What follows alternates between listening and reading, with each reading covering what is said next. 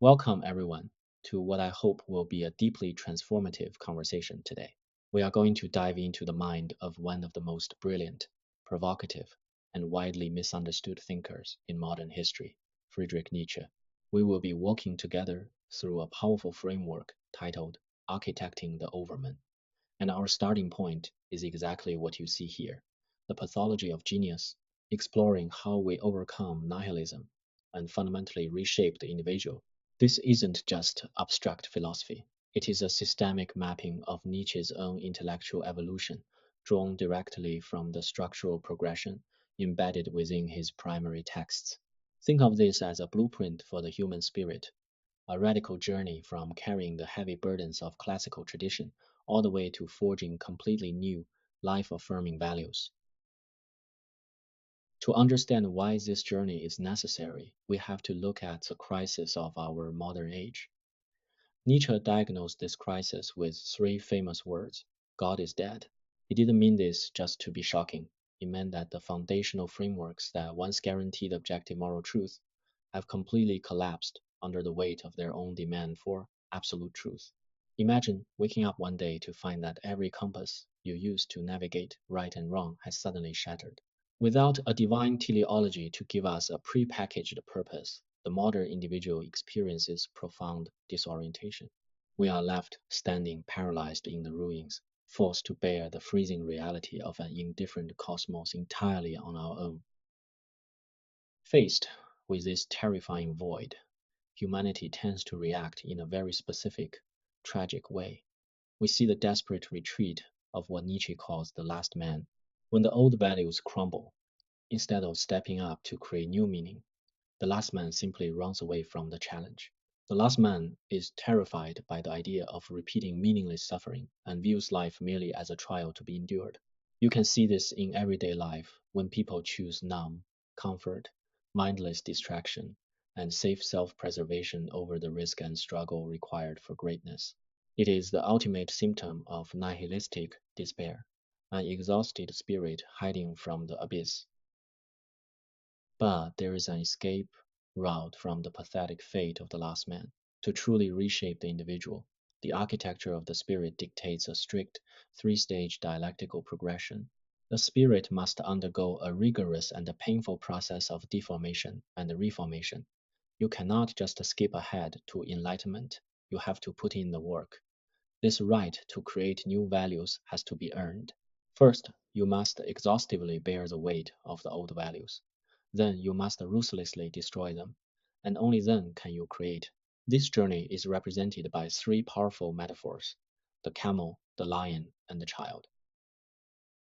We start with stage one, the camel. The camel represents the dutiful, traditional mind that willingly kneels down and asks to be loaded with a crushing weight. It operates entirely under the mandate of Dao Shaot.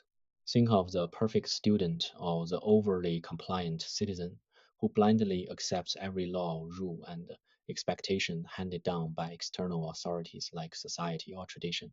The camel doesn't rebel. It takes immense pride in its capacity to suffer, revere ancient truths, and carry the heavy baggage of human history. Now, you might wonder why anyone would want to be a beast of burden. It is because this anatomy of endurance actually builds the spiritual muscle required for ultimate liberation. By starving the soul for the sake of absolute truth, what Nietzsche calls intellectual asceticism, and by submitting to harsh realities, the camel develops immense internal strength. You have to master the rules before you can break them. The camel achieves greatness through submission and fasting the soul. Yet, the crucial takeaway here is that despite all this incredible strength, the camel remains a slave to external laws. Once the camel has become incredibly strong, a radical shift must occur. The spirit must rush into the loneliest desert, isolating itself physically and psychologically from the noise and reinforcement of the herd. This is a massive turning point. In the absolute silence of the desert, all those external societal structures simply vanish. Think about what happens when you step away from the expectations of your family, your peers, and your culture. Without the herd there to validate those thou shouts, those heavy burdens you've been carrying suddenly feel completely alien, arbitrary, and suffocating. The rupture is initiated. It is precisely in this lonely desert of nihilism that the beast of burden transforms into a fierce predator. Stage 2 begins. The lion emerges. The lion seeks to conquer freedom and become the absolute master of its own desert. The old heavy mandate of thou shalt is violently overthrown. The lion forcibly extracts its freedom from its former masters and replaces duty with a radical, defiant roar of I will. This is the phase of active destruction, where the spirit becomes fiercely rebellious. But to win this freedom, the lion must face the ultimate enemy, the great dragon.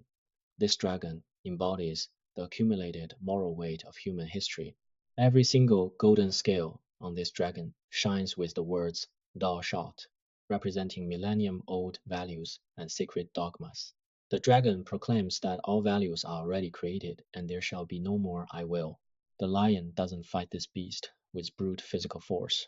It fights with the weapon of ruthless skepticism, using the scalpel of analytical psychology to expose these supposedly sacred truths as mere physiological drives.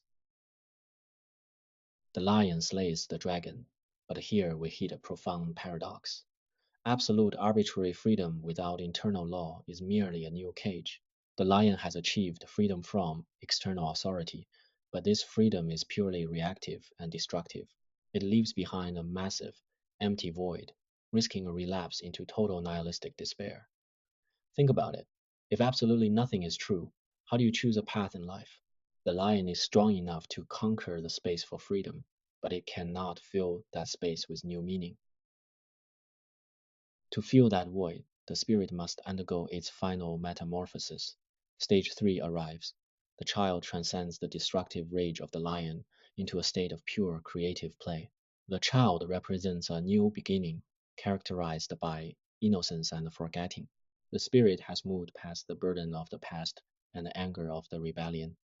Driven by the simple, profound mandate of I am, the child is finally capable of forging entirely new values. This stage shows us that true freedom isn't just an absence of rules. True autonomy requires intense necessity and the self propelling will of generation. The child uses forgetting as an active, positive force, erasing the heavy traumas and dogmas of the past to clear the slate for new creation. Motivation is now generated entirely from within, free from any reactive impulses against old masters.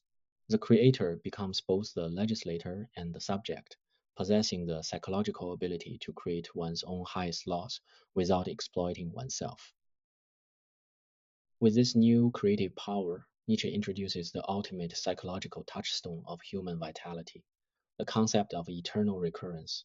I want you to imagine a demon whispering in your ear, "This life, as you now live it, and have lived it, you will have to live once more, and innumerable times more." Time is not a straight line marching toward divine salvation. It is a closed, infinite loop. There is no afterlife, no final judgment, and absolutely no escape from the exact repetition of every single pain and joy you have ever experienced. This thought of infinite repetition acts as a massive dividing line for humanity. It either crushes the exhausted spirit or liberates the creator. For the weak, and for the last man we talked about earlier, this idea is an absolute nightmare. They view life merely as a trial to be endured for a future reward, so repeating meaningless suffering for eternity completely crushes them. But for the strong, for the child, this concept is the highest formulation of triumphant affirmation. Because they possess overflowing vitality, they desire nothing more fervently than the eternal confirmation of their own life.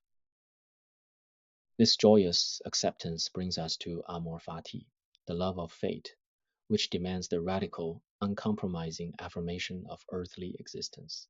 Unlike the theoretical or Christian worldviews that deny inherent suffering, devalue the physical body, and seek salvation in an imaginary afterlife, the tragic worldview of Amor Fati radically affirms the physical body. It embraces inherent suffering as a totally necessary component of greatness. It is driven not by resentment, but by an overflowing love of reality seeking joy strictly within this earthly existence. The psychological victory of Amor Fati literally reclaims our agency from the unidirectional flow of time. Normally, the human will is trapped. It cannot will backwards, and so we often feel a deep resentment at the unchangeable past, the heavy burden of it was, but through Amor Fati and the affirmation of eternal recurrence, the Creator achieves a retroactive redemption. They transform the passive, oppressive it was into the active, triumphant statement. Thus I willed it. Every past pain is no longer a regret. It becomes a completely necessary, beloved step to the present moment. When you grasp this level of agency, you realize that humanity, in its current state, is not the finish line. Humanity is an incomplete, transitional species suspended over the abyss of nihilism. Nietzsche uses a beautiful and terrifying image here. Man is a rope tied between beast and the Übermensch, a rope over an abyss. Man is just a bridge. Moving forward across this dangerous gap requires immense courage. We have to be willing to sacrifice our comfortable self preservation in order to reach a much higher state of self overcoming. Waiting on the other side of that abyss is the Übermensch, the Overman. The Übermensch is the creator who derives all value strictly from the earth. It is essential to understand that this is not some sort of biological destiny. It is a state of extreme spiritual self overcoming. The Übermensch operates in direct contrast to Charles Darwin's idea of survival. Instead of a passive struggle for mere self preservation, life is driven by the will to power, an aggressive, expansive drive for dominion and creation. The Übermensch officially replaces God as the sole generator of value. To sustain this elevated state of being requires what Nietzsche calls the great health. The great health requires the continuous sacrifice and reacquisition of overflowing vitality. This isn't about just staying safe and avoiding sickness. In this state, your passions are not repressed, they are sublimated directly into creative power. There is a total fidelity to the earth and a complete rejection of supernatural escapes. The Overman welcomes challenges and suffering as brilliant opportunities to exert strength, acquiring health continuously, precisely because they continually risk it. Finally, the journey concludes with a tragic, Dionysian affirmation of life in its totality. We call it integration. The individual's journey ends right where it begins, but at an incredibly higher level of consciousness. Existence is no longer seen as a heavy burden to be borne, like it was for the camel, nor is it a cage to be angrily destroyed, like it was for the lion. Instead, existence becomes a sacred game. Both creation and destruction are fully embraced as the necessary, beautiful rhythms of a self justifying universe. As we wrap up our conversation, let's look at the integrated architecture of Nietzschean thought. What we've seen is that Nietzsche's philosophy is not just a scattered collection of angry aphorisms, it is a rigorously structured metamorphosis. Out of the deepest nihilistic despair, by bearing the immense burdens of the past, through the rigorous destruction of absolute illusions, the human spirit finally earns the right to forge its own earthly divinity. It is a complete transformation from historical burden to future creation. Thank you all so much for joining me on this incredible journey today.